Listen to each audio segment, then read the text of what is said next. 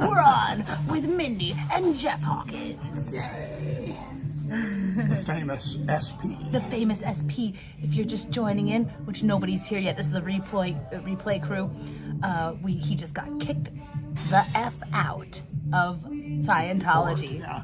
And he talked to them about Mindy. That's the first time they've kicked me out. Is it the first time you've tried to go in? No, with the blue building, you walked right in. Second time that I've walked into the Portland org. And they were wise to me. And they kicked me out, threatened to call the police and have me hauled bodily out of there, I guess. Yeah. Can you believe it? This face. And then he's like, check out my friend outside. She's super nice. And I'm like, "Ee." And they're like, we'll call the police on all of you. I feel like I learned a lot today. For those of you who just joined, we did a whole interview and walk around. Now we're in a restaurant and there's music, so I just wanted to stop the stream so that I can, I don't care about monetizing this one. So we could just talk and not even care. But just if you missed out, he gave me some great tips on when I talk to Scientologists in the future. Ways of approaching them that might have a greater chance of a greater chance of success rate. So far, I'm at a 0% success rate that I know about. I don't know what seeds have been planted that have gone on beyond my conversation. I don't know. But as far as I know, 0% success rate right here. There you go. Ooh, give me my fantasies. And he has the greatest stories. He's been in the Blue Building. He was in the Sea Org for 35 years. He worked at Gold Base. The Int base is the same thing I'm learning. And any stories that come to mind that you want to share? This is like story hour. This is Jeff story time. Story time. Oh boy. Yeah, I have so many that it's hard to decide. Someone asked, did you hear about that there was help written on the window of the Blue Building that was caught on one of the streamers it said help on it. What did you think about that, or did you hear about it? Really? So somebody was calling for help? Did they call the police or anything? The police were called, and I think they didn't come out, or were they not called? What happened, guys? I wasn't there that day. I know it was caught on Chris's stream. Wow. Natalie reported on it. That is major, that somebody had the balls to write help on a window. That's pretty major. Jeff was working at the Gold Base, and he was punished at the Gold Base, sent to the Blue Building as his punishment. Yeah.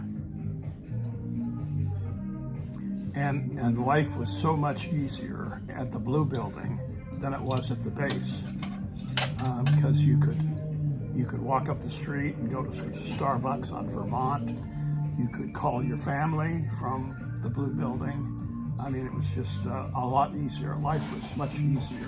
They said that when the help was written on the window, the police came and they just talked to security and then left. Ah, well, whoever wrote that is now in deep shape.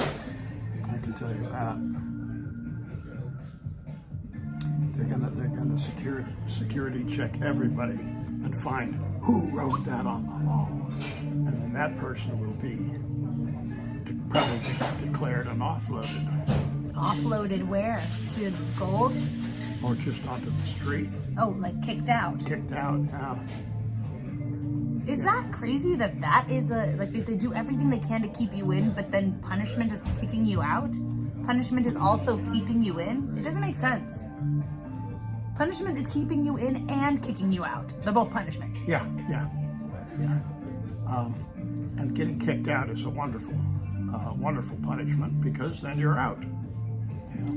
One thing that's insane to me is just how you can, when you're in, it's a prison of your own mind, because from what I'm hearing, you can just leave. Yeah. You can just leave. They will not handcuff you. Yeah. Right? You have to, you agree, you give consent every step of the way? Yeah. You're coerced consent. When I was at the base even, I had to go into LA all the time for meetings with advertising people and marketing people and media people. So every week I would be driving to LA, sometimes a couple of times a week.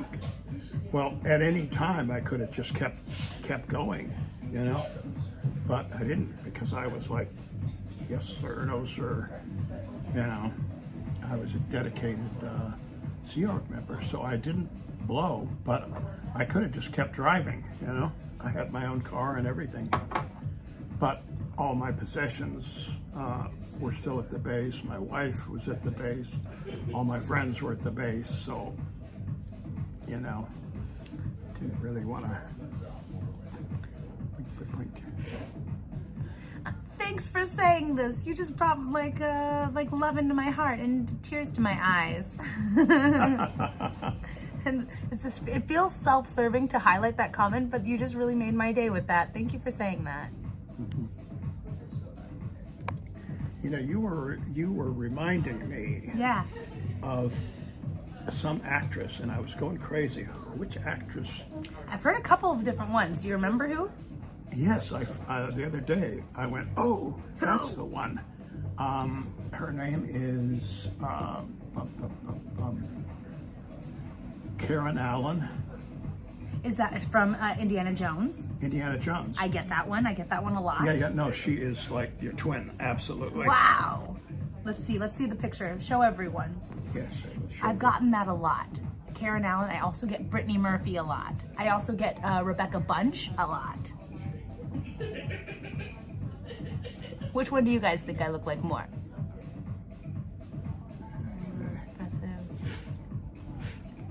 Is that me? No, that's Karen Allen. She is like your twin. Okay, yeah. I think I'm older than she was in that picture. Maybe. Maybe. But yeah, same smile. I'm Indiana Jones girl. Look out. Temple of Doom. I'll order some monkey brain soup, please. And that is good. I see it. Yeah. I see it. Well, that one really.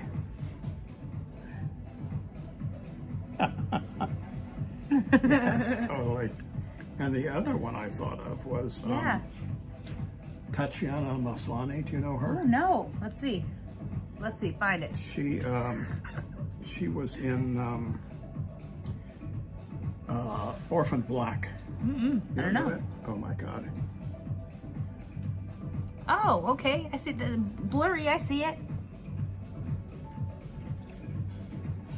Sorry to interrupt. No worries. I forgot your drink. Oh, no problem. The Belgium. The Stella Artois. Stella, what's that beer? Let me see. I'll point to it. So I don't remember what it was called. Yeah, that one. Okay. Thank you. No problem. If you haven't watched Orphan Black, you have to. I haven't. Oh, it is an amazing. Tell us about it. It's an amazing show. It's about this woman who discovers that she is the product of an illegal cloning operation. I have to watch this. Yes, and she Wait, has. I have to write it down. Which one of you guys is gonna Instagram me? What is it called? Black. Orphan Black. Orphan Black. Can some? Yeah, Hey, it's Danny. Fantastic. Can one of show. you guys please, Patrick? Can you please send me that on Instagram? Sorry, I definitely want to watch it. Orphan Black. Oh, it is Would you please? just an amazing show. And Danny, you missed it. I don't know how long have you been here. This is Jeff Hawkins. He was in Scientology for 35 years, worked at the Gold Base. He lived in the Blue Building. He just now got kicked out of the, this man right here. Just now got kicked out of the Portland org. And he's like, hey, you should invite Mindy, and she's out there, she's really nice. I'm like, hey. They're like, no, we'll call the police. This is the a still from Orphan Black. She plays all of these women. Oh, wow. And they are all of her clones. Oh my gosh, that sounds amazing. How's court going? Danny, tell us how court is going. Are you there? Are you in court? Yeah, it's an amazing series, and she is so amazing, this actress, because she got an Emmy for this. But Cheers to your bravery, Jeff. Cheers. cheers. Cheers to your bravery. I wish we all need to be a little bit more like Jeff. I was like, you're going inside? Okay.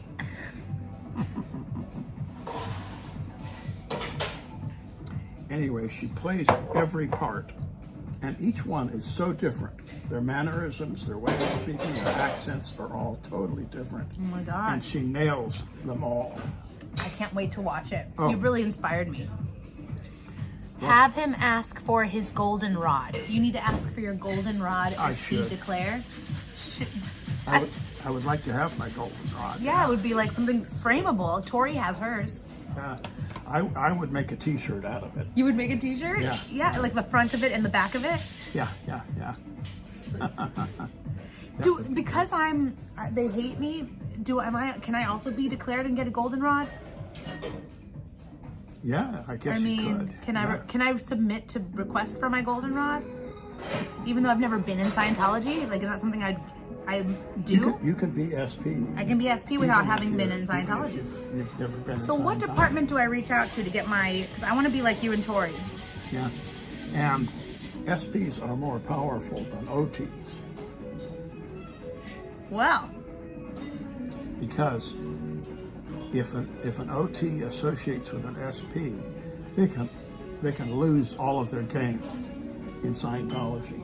wow. That makes an SP much And I'm also more- contagious, right? Yeah. You can't, they didn't shake his hand. Did you guys see he put his hand out to shake it and the guy did not shake his hand? He was like, Yes, the ethics officer. He was like, yeah. you know, because being an SP, as we all know, is contagious. So he didn't want to touch me because he would get my cooties. Your smile is contagious. The Portland Org is in a beautiful building. I enjoyed protesting out there back in May. Oh, that's so cool. You came out here in May? Yeah, nice. May you return? Yes. Yeah, I was out protesting with Liz Gale and Jeff Beaumont. Yeah. So there are two people that I have protested with. Can you order pizzas in Scientology? You can't call anyone without the security guy being on the phone. Yeah, I guess security could call and order pizzas.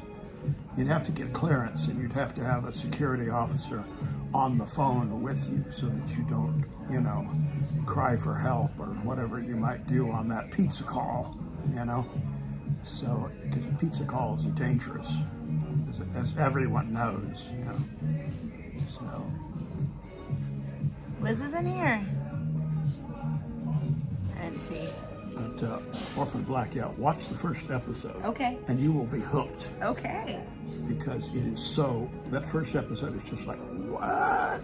I cannot wait. Is it on Netflix? How do I find it? It's on Netflix. Okay. Netflix, yeah. I cannot wait because I like the way that I exercise is when I go to the gym. I have a TV show that I only allow myself to watch only when I'm exercising. Oh, so you have to So I have to exercise. Yeah. Yeah, So no, I that's- need to get into one that like makes me like really want to see the next episode. That's my secret. Oh, yeah. And I have like my iPad on the thing, and I just like, I mean, I do weight stuff too, but like I do the elliptical, and I just like watch a show and try to get like. Yeah. If you allow yourself to watch it when you're not exercising, you'll never go do it. And I don't mean you. I mean me. I'm only speaking for myself. It's my strategy for myself. Yeah. And I am like, I've been walking a lot in Portland, but Yeah, I don't really have a it's great. gym out here. Portland is a great I get great back walking home. city. Yeah, it's been great. I have walked all over, and it's I'm in just amazing. sandals though. It's like hard. It's hard to walk so much when you're in sandals. Yeah, 'Cause I didn't have space on the airplane to bring shoes. yeah. And there's so many parks, and they're not all the size of the Milland Park. Is that what it's called? Milland? Milland. Milland. Yeah, like a lot of Portland is named after the lumber industry. You know, Portland is the nickname for Portland is Stumptown, because when the logging first started in here, this whole area was nothing but stumps after they were just cut down all the trees. So they called it Stumptown. And they've taken all the stumps out, so it's not really Stumptown anymore. But the place I used to live was called Woodstock, so that's where they kept the wood, I guess. And then there's another The stock of wood. yeah, and there's another town next to it called Sellwood, so that's where they sold the wood. Right. So there's a lot of Portland names that are based on the lumber industry. So mill end is what happens after you've cut up a log, and there are just these odd ends that are left, and those are mill ends. Oh, I did the peculiarium while I was here. I did it, and I have a whole live about it, and then I cut it down into like an 8-minute short. I love the peculiarium. You love the peculiarium? What's your favorite part of the peculiarium? So good. Somewhere. Go check it out. I have a video of the peculiarium. Peculiarium is wonderful. If you come to Portland, you have to. I call it Timu's Ripley, believe it or not. You have to check it out. Okay, so I'm going to. He does know Tori very well. He used to write her checks. He signed her checks. Tori and I are good buddies, pals in the resistance. So I don't know. Did you guys become close after you both left, or did you know each other inside very well? We knew each other because she was part of the PR office. She was a non-Sea Org volunteer working on public relations, and I was running the public relations and paying their checks at the time. So we got to know each other, So. And you're friends with Jackson too? Jackson and I, we're very good friends. I've known Jackson since he was like about 15 years old. No. Yeah. Oh my gosh. When he first came to the base, he was at the base. He was everybody's little brother. Yeah. Wow. And everybody loves Jackson. And he's such a good guy. I just feed off of his energy. He's got just like a very warm way about him. I don't even know him very well, but I just want to give him a big hug. And it's insane to me. Like one thing that just kind of opened my eyes, like after meeting you and after meeting him, knowing Tori, and just thinking like, gosh, how Scientology is able to suck in such nice people. Like we go out there and we're like, close it, shut it down, and it's like we think like, oh, these people, they're gonna call the police on us, and it's like, if they were out and they're back to normal, like they're probably like a really nice person.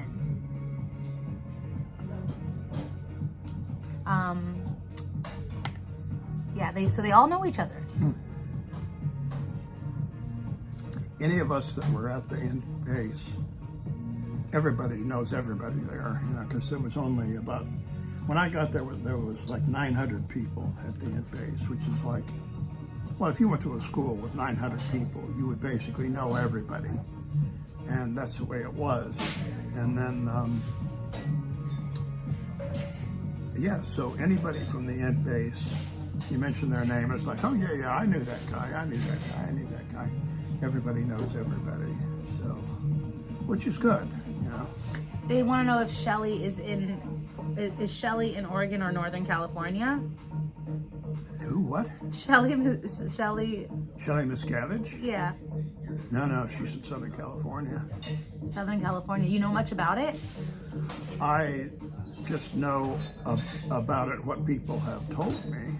I mean, I knew Shelly at the base, and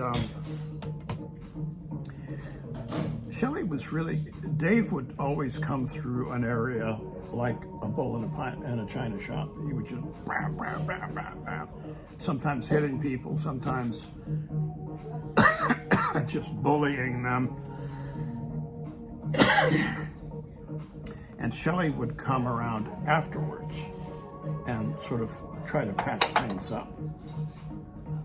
So I never had a problem with Shelly. Some people called her the Ice Queen, but I always found her pretty warm, and she's kind of a nice person. She just, she stepped out of line is what happened. She started making decisions because Dave wasn't making them. But they were decisions that he didn't want to make because he wanted to leave things in flux. So, and then she started putting stability in, which is the last thing Dave wants. He doesn't want any stability at the base. He wants everybody on edge. So she was trying to calm things down, put order in, and he was like, so he sent her to a remote base. He sent her to the CST base up near Big Bear Lake Arrowhead area. And she was sent there with a handler, with an auditor. And as far as we know, that's where she still is. Yeah. There you have it. Yeah. But she worked every day with Dave. So he doesn't want her out and talking. Right. Because that would be catastrophic. Could to him. she just leave if she wanted to? Is she a prisoner of her own mind, or is she actually being held against her will, do you think? Once again? Do you think that she's a prisoner of her own mind, like she could leave if she wants, but or do you think she's actually being held against her will, so she doesn't talk? You know, that's always a tricky question because nobody's really being held against their will. If the police were to go in and talk to her and say, "Do you want to leave?" she would probably say, "No, I'm fine. Everything's fine. I'm fine. I'm not being held against my will." Anybody at the end base would say the same thing. No, I'm fine. Everything's fine. You know. But I can tell you, everybody at the end base daydreams about blowing. Meaning, like just walking out. Just walking out. Yeah. Everybody I've ever talked to from the base. So you've talked to people you've talked to people from the position of being out. Now you're talking to people who have been in or were in or are in, and you've asked them that, and they're like, yeah, we share that same fantasy of walking out. Yeah. They confirmed that to you. Yeah, exactly. So, and you know, every week somebody blows at the base. Really? Oh, so yeah. This is not a story I've heard. Yeah. No, and Jackson will tell you the same thing. We had a blow drill. What does that mean? The blow drill was when anybody blew, the word would go out, blow drill. People blowing whistles and all that. Yeah. Blow drill. Yeah. And everybody had a job on the blow drill. And some people would, my job was to go to the perimeter, go to the certain place on the perimeter fence and just stand there and make sure nobody left. But if they leave, you can't stop them.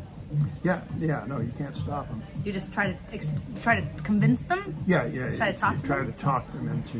Now, if everyone has a job for the blow drill, Yeah. then when they blow and they see other people doing their job, don't they just go like, oh, it's just them doing their job. I have a job here too. I see right through it, right? Yeah, and they can also escape through the hole that they were supposed to guard in the guard drill. Or they can not even have to escape because you won't physically restrain them. They can just walk by you and say, no thanks. Like, just like how people try to like sell me something on the street and I'm like, no thanks. Yeah, exactly. You could just do that. They could, yeah. They rarely do. But they could. feel weak against that. They always bring in somebody that you know, your spouse, your good friend, your senior. They bring somebody in that you respect, and then they will have at you. You know? Like, you're gonna disappoint everyone. Yeah. You're gonna... Yeah, exactly. If you leave, you're gonna get sick. You're gonna be working at McDonald's. You know, everything's gonna be terrible, and people here are depending on you and depending on you to do your job, and all your friends are here. Blah blah blah. You know. All your friends are here, but you don't get to ever talk to them. And even your family, you can't That's talk right. to them Your about family's stuff. here. Never mind that you never talk to them. Yeah, it's crazy. Patrick says, Patrick has been in. They are not supposed to physically stop them, but it has happened. Scientology doesn't care about the law. Yeah, there have been cases of people being physically restrained, but they're not supposed to do that. You know, that's not supposed to happen. Okay. So, yeah, where's the food? Yeah, we're both like, I'm like, food hunger headache here. Thank goodness you guys are all, you both, I can say, you and 60 people are here to keep me company.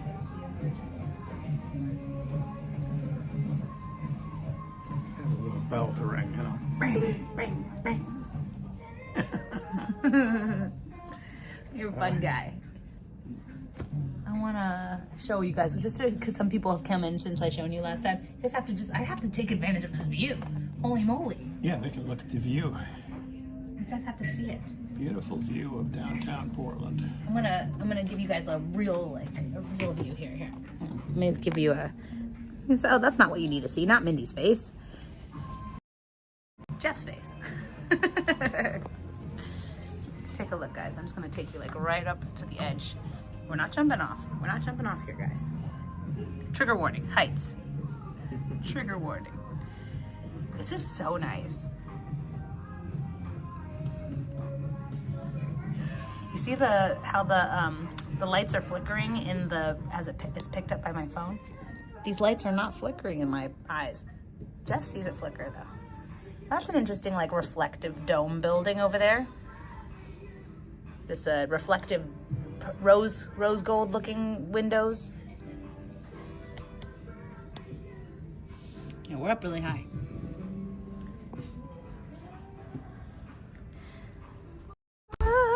My makeup. I like not caring about the music and like letting you guys just join us and enjoy the time. When we leave, we can walk around. Ooh, should we? And see the view from all angles. This seems like a nice restaurant, so I think I could just leave I'll just put my purse over here by yours. Forever. Okay, we're gonna walk around. You wanna walk around with me, or are you gonna wait here? You'll just like hold down the fort? All right. Okay. Be right back. Hey, Castle Dude. Oh, hi. Sorry, I was just looking out the window, not trying to invade your personal space. But you guys look like you're having a great time.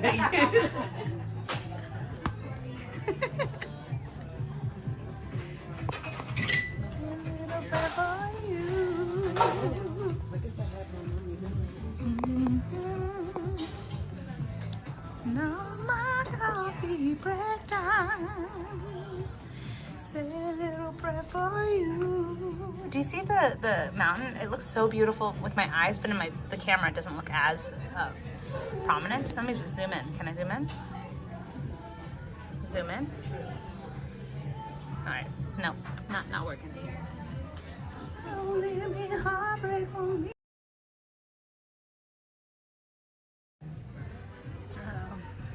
Did I not like turn my, sorry guys, I didn't turn my do not disturb on. I don't want to disturb everyone else too with their dinner, so I'm not gonna go all the way. Oh, but there's a bridge over there I really want to show you guys. 100% this guy's Zero Mitch Brisker mumblings. Thank you, Mindy. I don't get what that means. Volcano, thank you. It's not a mountain, it's a volcano. Hey, have you ever been here before? What a coincidence. Okay, hold on, I'm just gonna show you around over here on this side. Try not to interrupt everyone's dinner and dining experience.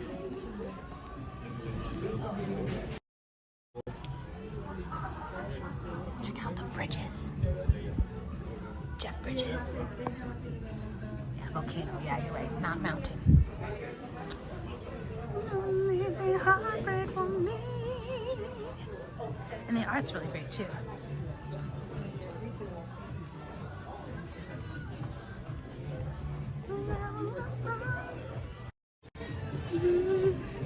All right, we can go back to the table now. There's so much good food in Portland.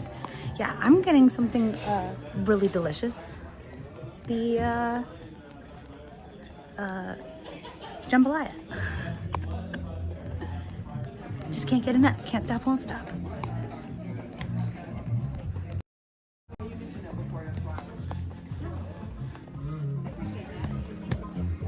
Yeah, that's what you can make.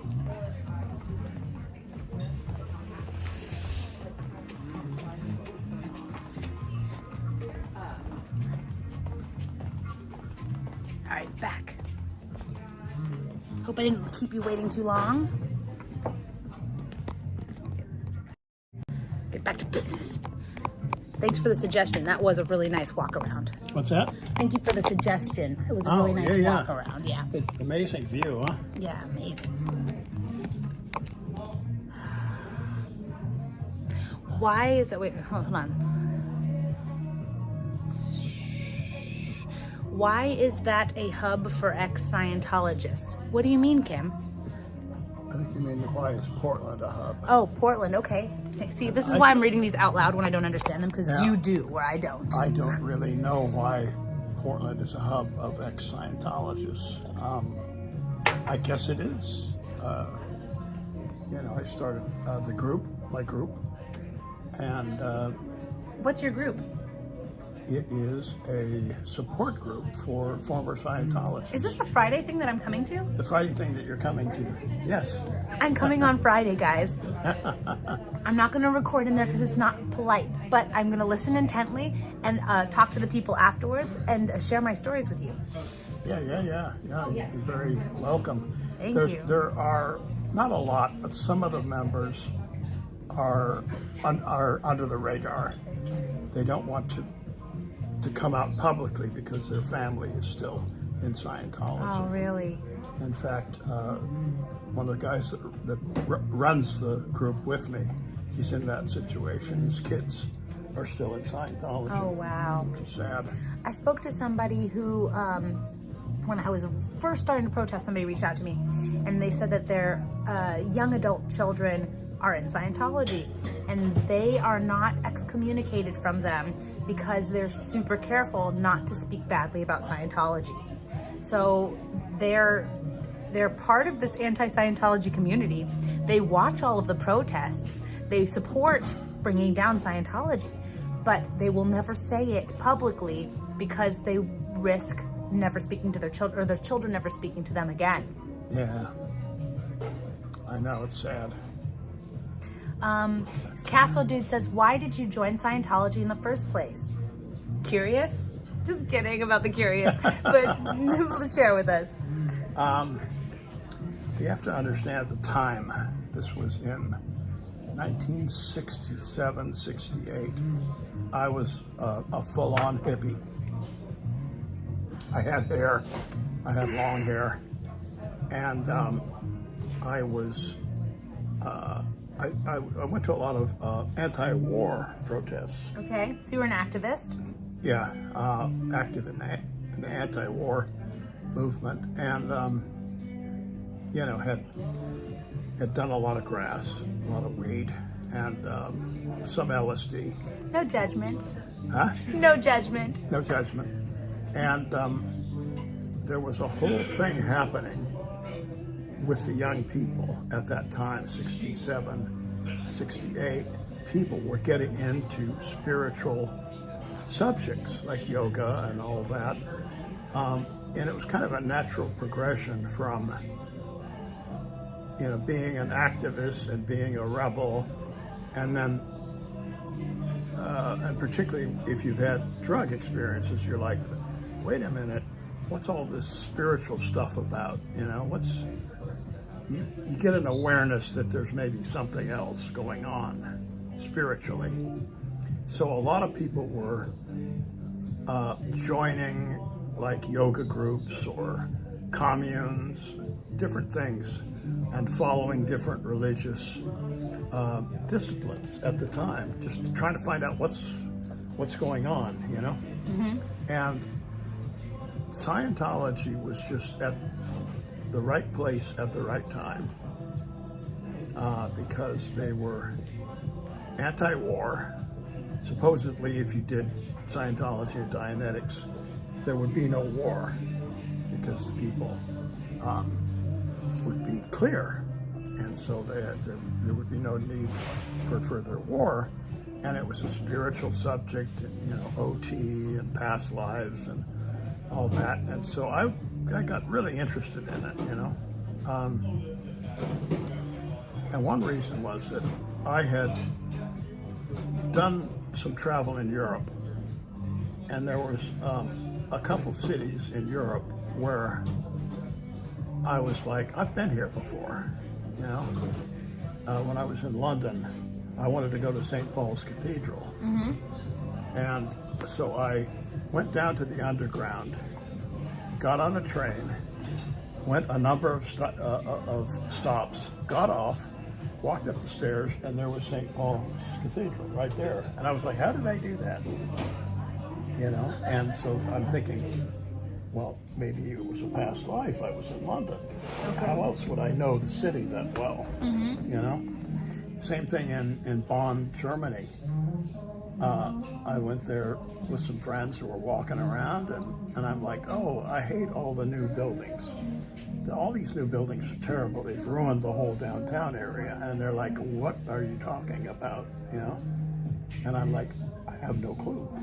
Like, I've never been here before, as far as I know, you know? But here I am talking about it as if I used to live there. So there were I had a lot of stuff. Like deja vu. Huh? Like deja vu. Like deja vu and stuff. So I had a lot of stuff going around, and they're like, we have the answers to all those questions. We have the answers. We have the answers to war. And on and on and on. And I was like, okay, tell me about it. Somebody asked a question. So when was the Purification rundown introduced? Started, I'm going to say late 70s. I think it was. And you did it? Everyone did it. Oh, right? Yeah. No, I did it multiple times. Multiple times. I'm just taking a look at the menus for another day. Because this is a great place. And I'm just... Happy hour time, guys. Happy hour. Oh my gosh. Social hour. They don't call it happy. Happy? Oh, I'm happy. We haven't brought our food yet. I know. I'm ready to order happy hour stuff too now. Like, there's a happy hour food menu, guys. You can't. It's backwards to you. So when you do, is the Purification the only time that you take the niacin? Yes. And you did it multiple times. Yeah. And I see a lot of people with like hunchbacks coming out of the blue building, and people are telling me that they think it's because of the niacin is not good for that much niacin is not good for your bone structure. Do you think that there's anything to that? I don't know. I've never seen any studies on it, so I don't know what mega doses of niacin will do. I mean, Scientology says, oh, it's good for you because it's flushing out the toxins, but... I don't know why this place isn't full at happy hour with how expensive this place is and how good the happy hour menu is for food, too, is amazing. Holy moly. I'm coming here for the rest of the time at 3 o'clock. Sorry, everyone who I have an appointment with. We're coming here. You guys better get used to this music. I don't care. I'm not monetizing. I don't care. Patrick says he was told that the Purification was earlier than the late 70s, and he did the Purification in the 80s or 1980 at Flag. Yeah, no, I did it at the Fort Harrison, and I didn't get there until like 76. So I want to order all these things. I want to order them all. I'm mad that I ordered food. Why didn't we just wait? We should have had patience. This is my big, one of my biggest character flaws is the lack of patience. It is the cause of so many of my troubles, my lack of patience. When will I learn this lesson? When will I level up? Patience. Yeah. Patience. Mussels. See your California rolls right here. Yeah. For half the price. And we still haven't even gotten it yet. Can we cancel the roll and order it again on happy hour? Holy moly. Social hour, not happy. You're right. It is called social. You can't read it. It's backwards for you guys. Social hour. Yeah. It's a glitch in my prism. Deal with it. Or else. They can't guarantee happiness. But I feel happiness right now. So. What did you say? Purification behind the public lounge in the breezeway. I don't know what that means. Oh, at Flag, when they first were running it. What else? Wasn't Heaven's Gate cult around then too? Do you know Heaven's Gate cult? I think so. Yeah, I think those were the ones that were going to meet up with a spaceship or something. They had to commit suicide at a certain time in order to be beamed up to the correct spaceship. Yeah, and you say that's crazy? Well, not any crazier than Scientology. Here's a fun fact about Mindy, guys. Fun fact about me. So I was an extra in a cult movie, short movie, before I ever found protesting Scientology. It was like not even on my radar. I was in it's a short movie called Jonestown, and I was one of the dead people at the end. Wow. Yeah. Famous girl right here. Yeah. Famous girl. And you know what? It was like the best acting of my life. Because I've done a lot of acting, and this was, I had to pretend to be dead in the on the ground with bugs, like ants crawling on me, and I had to pretend to be dead and be still and quiet and I'm like so afraid of bugs touching me, ants crawling on me. Oh, best boy. acting of my life. That's commitment. It was commitment. I earned that like almost no money. I earned all of that almost no money. You have an IMDb page. I do, but I'm not I was never trying to be like a big actor or anything, but certain things that I've done were on IMDb, so I'm on it. I don't even ask. Don't look it up. You'll be disappointed. I have one entry in my IMDb. Tell them. It's Louis Theroux's My Scientology movie. Oh, okay. Yeah. And interestingly enough, my ex-wife, Catherine, is also in that same movie. What? And she has an IMDb page. Dreamology, you watched what movie? The Jonestown movie or his movie that he's talking about?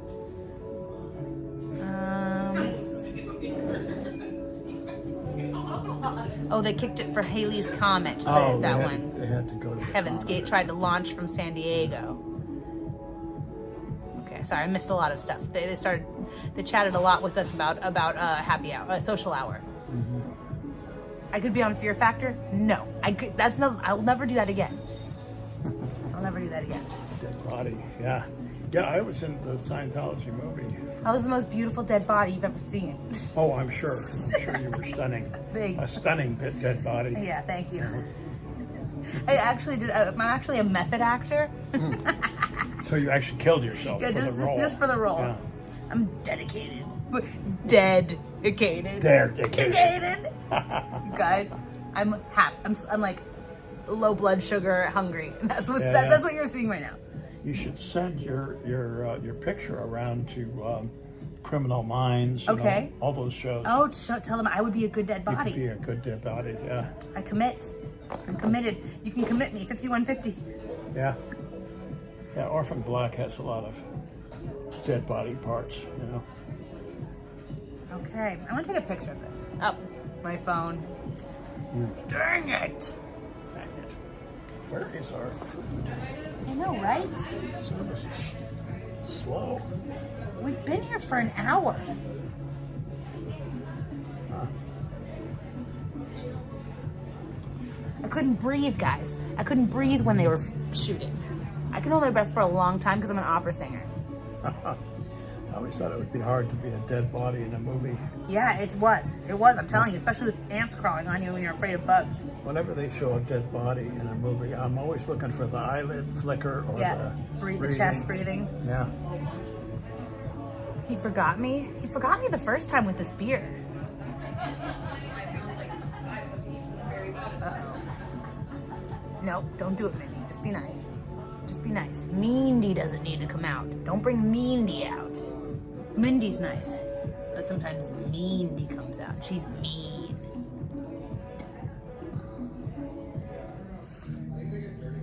Calamari sounds yummy.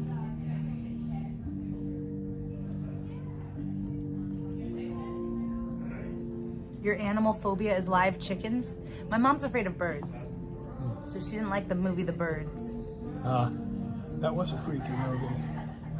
This isn't the first time he's forgotten me, guys. I can't stand bats. Really? That's my phobia. Bats.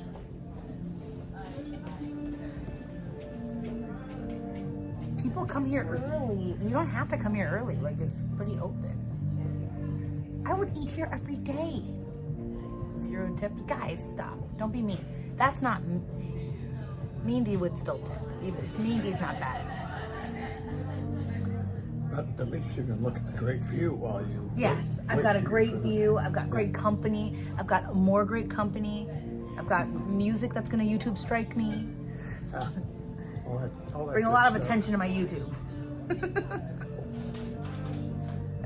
I keep looking down here. I'm looking at the menu just because I'm obsessed. Have a great day, guys. Those are my new friends. Yes. I once stayed at a youth hostel in, oh, here's the food. Yay. Wonderful. Yeah, here, sure. That's the Actually, we'll sit next to each other. Jambalaya for you. Yes, thank you. It's beautiful. That looks beautiful too. Would you like some of this? Would you like, and we'll put them on your plate? Oh, no. Are you sure? I'll be good with this. Okay. Let me get you some soy sauce. I'll be right back. So I'm at Can you this- see? Let's let them see. I'm at this youth hostel in Germany, right? Yeah. You want stories? I got stories. Oh my God, let's get the story time. You see his? Beautiful. Mine is beautiful. I don't know if I can even imagine a better one. Cheers.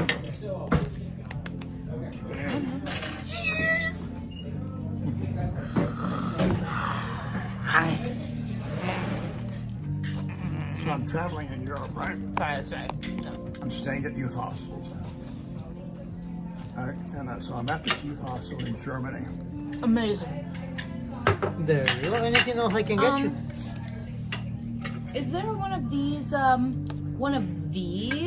that is like more orangey or brown? More orangey or brown? Mm-hmm. I don't drink. Let me ask one of my experts. Congratulations on not drinking. Yeah. You know what? More orangey. I'll say the Hefeweizen. All right, let's do that one. Yeah. Thanks. It's happy hour. This is good. So good. So, youth hostel, Germany. Big room with bunks in it. I'm at one of the bunks. And I carried is that hot? Too broad. I always, you okay? Water? I'm just listening. I don't want them to see. I always hung my, I'm good. I always hung my washcloth. I had a washcloth that I carried with me while I was hitchhiking. Uh-huh. I was hung my, Hitchhiking. I missed that part. yes, I was hitchhiking around Europe. Europe. Okay. And I was always hanging my washcloth on the bunk so it would dry. Mm-hmm. So I'm trying to go to sleep and I hear this sound. It's like, and I'm like, Bug. what's that sound? And, I look around and the only thing that I can see is my washcloth, which is hanging by my head. What is it? And I hear the sound again. And then all of a sudden I realized that my washcloth was hanging at the foot of my bed. Uh-oh. And what was hanging next to my head What was it? was a bat. Right next to your head. Right by your ears. Yeah. Right there. Right there. Oh my God. And he's afraid of bats. Oh, I hate bats. I've never had that close. Thank you. Yeah. Perfect. That looks beautiful. So I double check with someone that knows about It's beer. great. Blue Moon. Okay. Thanks. Blue moon. So I chased it around the room and out the window. Okay.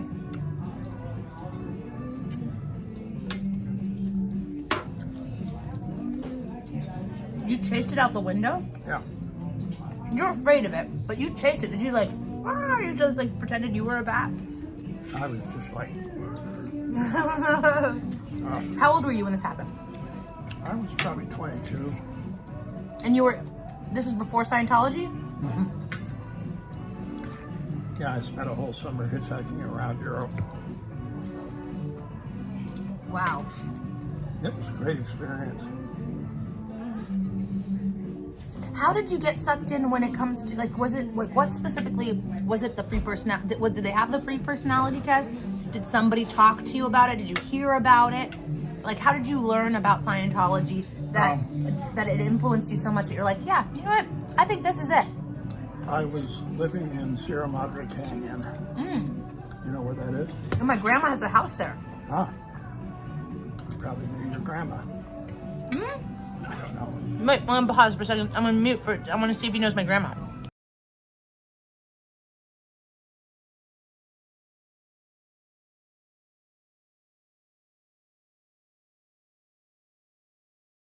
He doesn't know them. Anyway, I was living in Sierra Madre Canyon, which in the 60s was a huge hippie center. It was just hippies. It was like Haight-Ashbury. Just nothing but hippies in there. And two field staff members, two field staff members came up from LA Org to the canyon. And should I explain what a field staff member is? Please explain it to me because I don't know. Okay. Every Scientologist is appointed as a field staff member. It means they're a staff member, but not in the org, in the field. In the field meaning like out in the world. Yeah. And they are supposed to tell people about Scientology and get them into the org. And then they get a commission. They're like a body router. Yeah. They get a commission from everybody that they bring in. Like, I think it's 10 or 20% of whatever the person pays for their services. And that continues. So if the person goes on to the OT levels, they still get 10% of everything that person spends into the future. So it's a pretty good gig. Yeah, especially if you're limited to what Scientology pays you when you're working there. Yeah. There are people, or there were people, who that was their job. That was their only job, was being an FSM. Okay. One thing, oh sorry, go. So two of these FSMs came up from the org to Sierra Madre Canyon, Okay. and they held a little impromptu lecture in one of the houses. And I wasn't at the lecture, but my friend Jerry was. And he said, let's go down there, let's check it out. And I was like, yeah, let's check it out, you know? And so we did.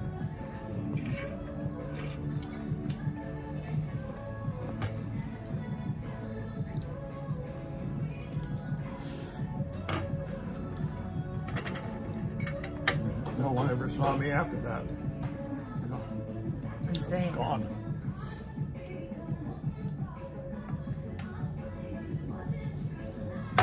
But in the canyon, there was a split. Half the people went into hard drugs, Oh, like cocaine, okay. etc., and half the people went into Scientology. So, of the two choices, I think Scientology was the healthier one. You know?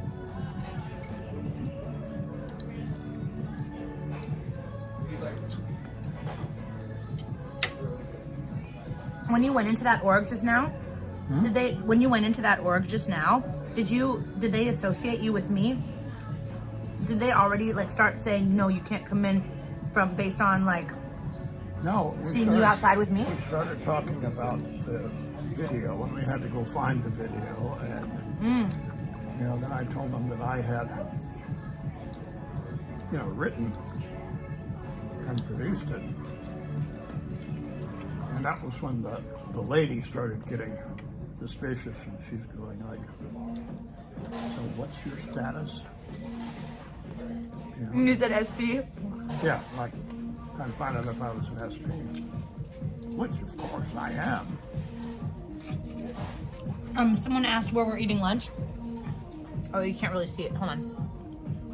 They see everything. Not that though. Grill. Yeah. That's where we're lunching. Really delicious, guys. One thing I really want to do with you while we're here, I might end this stream because what I really want to do is I went into the Lake Forest org. Excuse me, probably mission. Lake Forest mission, and they gave me permission to use my phone, and I recorded, and I wanted to get your feedback on how they answered questions, and maybe we can do that, and then I don't know, I can report on like what your impression was. Is that something you'd be open to doing? Sure. Anything you want to do. Okay. I'm good with. I would really, really like to do that. Tori did it with me, and I would really like to get like feedback from people who are ex-Scientologists, especially people like as long in as you were. Right. So I think everyone, and I'm going to hang up with you guys so I can show him this video and see what he thought about it, and I'll share with you what that was. So. Any last questions for Jeff before we go?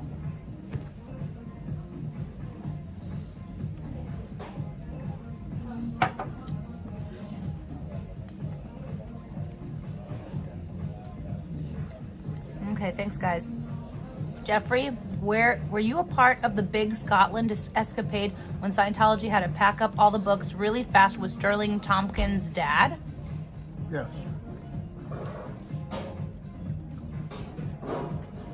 And I tell the story in my book. Let's plug your book one more time before I hang up. Yeah. Yes, I was a part of that whole evolution. Scientology had come under a lot of stress. In Australia, they had tried to ban Scientology and seize all the book stocks. The government wanted to take all of the books.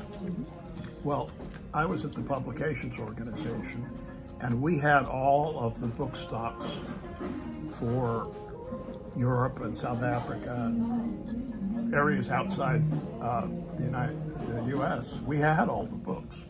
So it was feared that the government, the UK government, would seize all of the books. So we had to get out of England fast. And the powers that be figured out that Denmark was going to be a better place to have the books, because it was felt that the Danish government would not seize the book stocks or ban Scientology or do any of the stuff that England and Australia were doing. So it was like, okay, we're moving to Denmark, and it was like, okay,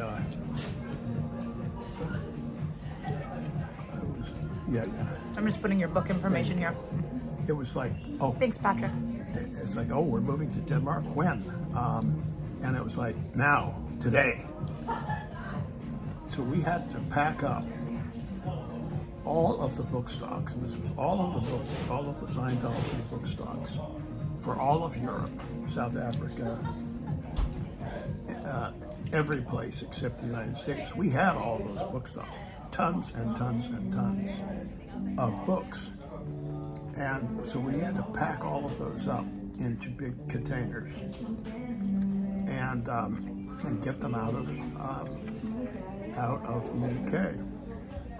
So we did. And it was one of those,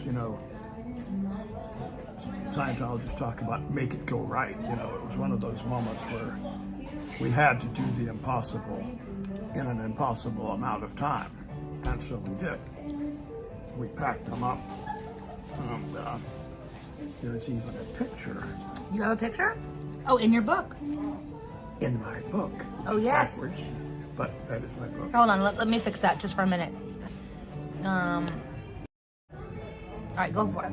For us now it's backwards, but for them it's not backwards. Okay, so that's that. And then get you picture. It's a small picture, but this is us packing. Come on.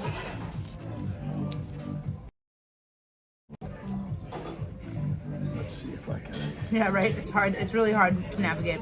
Yeah, there we are packing the books. There we are. And I love the photos in here. yeah, it's all photos. But that is Sterling's dad, Foster Tompkins, who is at the truck there, along with a couple of other guys. One of whom is John Sanborn, who's actually a legend in his own time.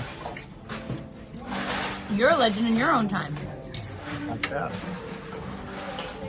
Anyway, The ethics officer wouldn't even shake your hand, and you made the product that they're selling. I want to say foregone. They forewent their commission because of how powerful your SP powers are. anyway, John Sanborn had been in Scientology since 1954, and he had worked with Hubbard, and he was a friend of Hubbard's. They used to sit around and shoot the shit. And he told some crazy stories about Hubbard.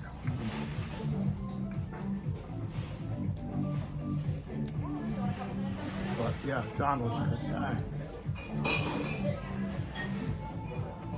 Before we go, you had a lunchtime brief about the court, and it's going well so far.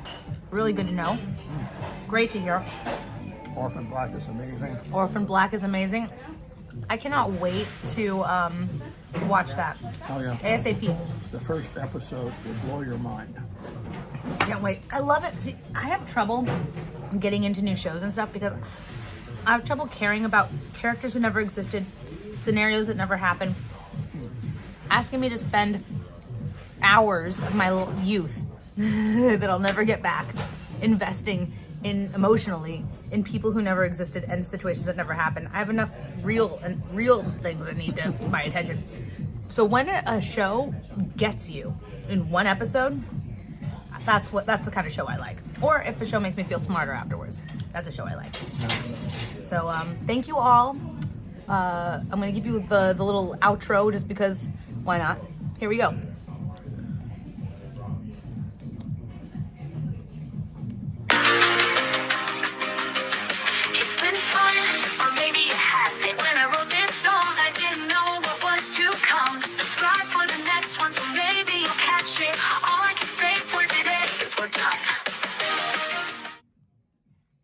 Working on it. Love you guys. Bye.